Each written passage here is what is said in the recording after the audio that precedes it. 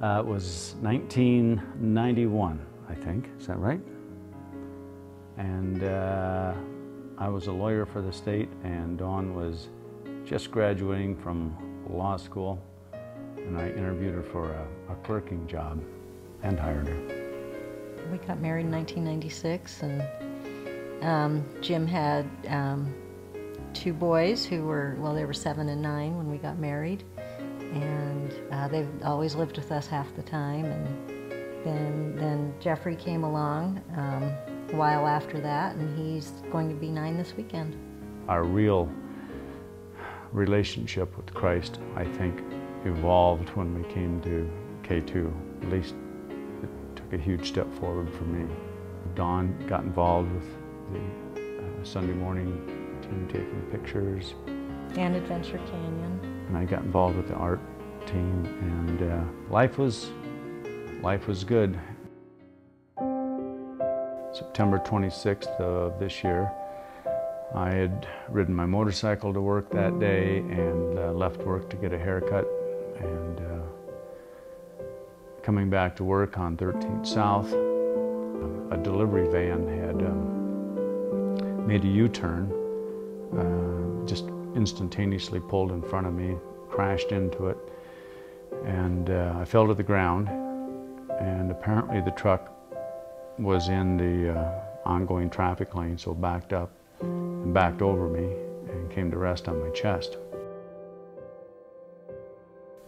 And actually at the time I didn't really know what had happened. I was just riding along and just felt this huge crash like I'd run into a wall.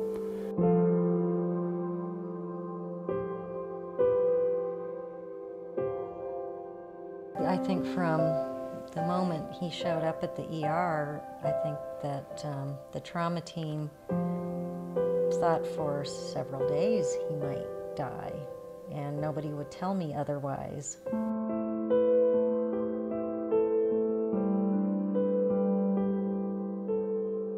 He was in horrible condition. His face was just purple.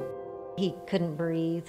You know, he was in incredible pain to even take the shallow breath. I mean, so it was even obvious looking at him that things were really bad.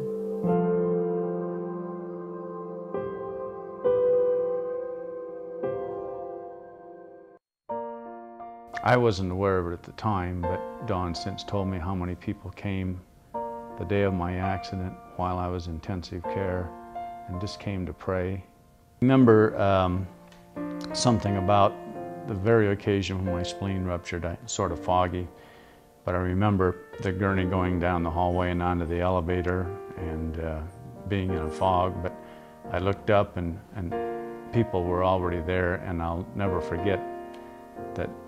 I just remember as clear as day, Dave was looking down on me, and Rut and Brad, because I mean, these are all the guys that I'd become close to. It just was an incredible feeling of support and being loved, and it was overwhelming. I didn't know that I knew so many people at K2. And that continued the 2 weeks in the hospital, the next 2 weeks in the nursing center, and while I was home, I had all kinds of people coming, calling. People started bringing meals. It started with K2 has kind of a meals ministry, and that group of people started out by bringing us meals about every 3 days. In addition to that, we have other friends outside of the church who are also bringing meals to our house and looking after us and helping to look after our little boy. I mean, we have some friends who were just bringing Jeffrey to church for us because we couldn't go. We saw the body of Christ in action.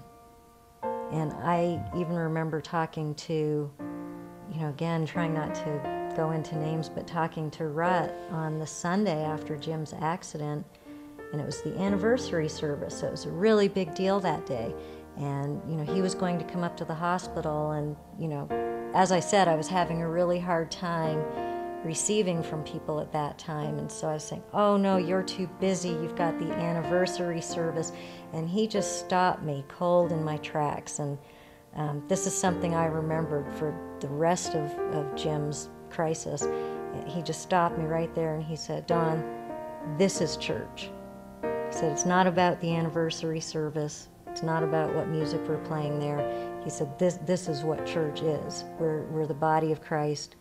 We're here for each other. And I just saw that played out, you know, from then on, and when we still see it played out. Things and jobs and things of this world, routines, are all secondary to the people and around you and your relationship with God. And yeah, community takes on a new meaning, has for us. Until you're in community and you experience that for yourself, you don't know what you're missing. You probably think, as I probably used to think, that you're kind of doing okay on your own, and you can do all these things on your own, and maybe you pride yourself on being independent, being able to get things done. But once you're in a community with people, and you know, you lift up other people, you allow other people to lift you up and do things for you. It brings a fullness and richness to your life that you didn't know was missing before.